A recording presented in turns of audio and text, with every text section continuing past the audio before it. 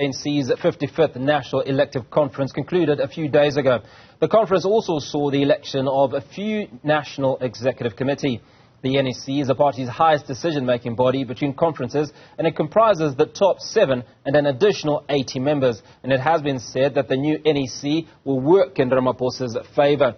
As re-elected ANC President, Ramaphosa urged the ANC to improve on the service delivery that has led to its poor performance during the last elections.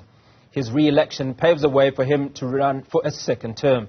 He now faces the task of rebuilding support for the corruption-tainted ANC amid crippling power cuts that have hurt business and exacerbated rampant unemployment. Political commentator Peal Mncube weighs in on this. Peal, good to speak to you this morning. A general overview for you of what transpired following that ANC elective conference. Thank you for having me, Hugo.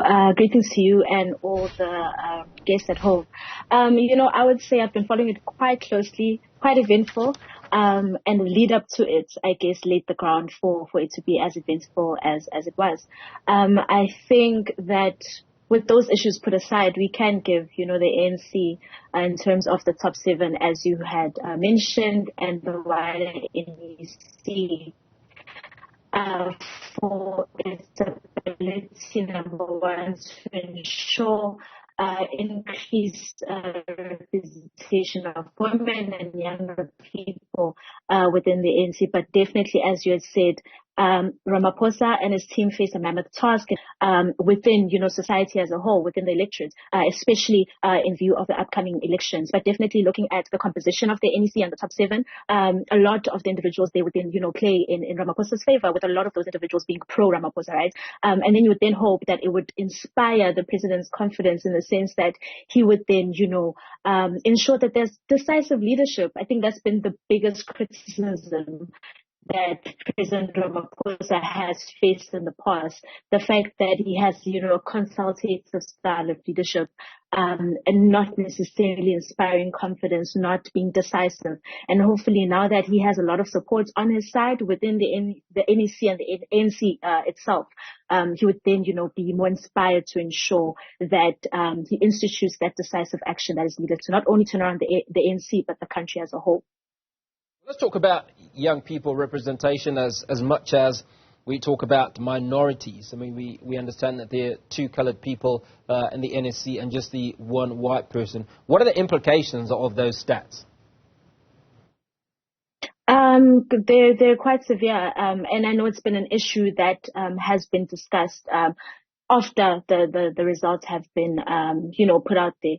And number one, you have to obviously consider that this is the ruling parties, the ruling ANC. And if you are looking at increasing your popularity in view of the upcoming elections, representation then is very important. It's not only important to ensure that you gain popularity within majority groups, right? But you have to ensure that the issues that are faced by minority groups and seemingly groups that have now been, blocked out in terms of being represented within the NEC itself, that their issues are also brought to the fore. So it's not only just about having those faces, right? But it's about ensuring that the people who represent these groups also bring, these issues that may not otherwise have been elevated if they were not there. So definitely, it's unfortunate and an issue that the party itself has to improve on going forward. Now, Ramaphosa has lost the key members like Public Enterprise Minister Pravin Gordhan, Nosiviwe Mapisa-Nqakula, Speaker of Parliament. What are the implications of losing some of those backers, if you will? You do have the loss of those individuals, right? But you still have some strong supporters who are still included within the NEC and the top 7, right? You still have so many different important players that will definitely ensure that the president and his issues and his vision for the party and the country are elevated and hopefully implemented. Yes, you do see those losses, but I don't think they will be fatal for the president. I don't think they will be fatal for the performance of the party per se.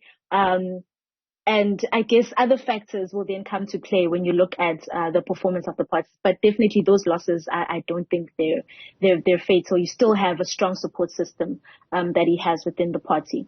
Well, you speak about party support, and we know that the KZN is not represented in the top 7, and this is a significant voting constituency, if you will. Will this have any implications going forward?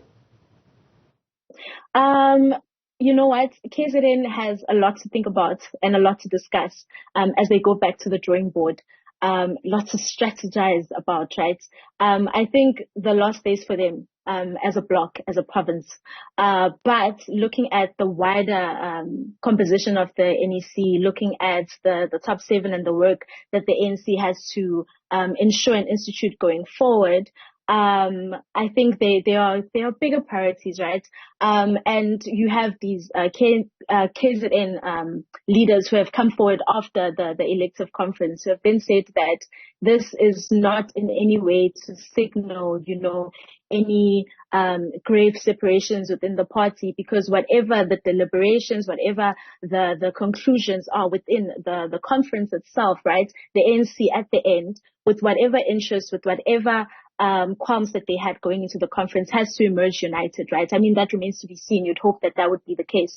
But I think the implication there is just for the ANC, number one, to go back to the drawing board, to think about their strategy going forward, to reprioritize, I guess, and to really think about their role as a provincial bloc, if you may, within the ANC. So it's a moment for them to reflect, going back to the drawing board. They definitely have a lot to think about.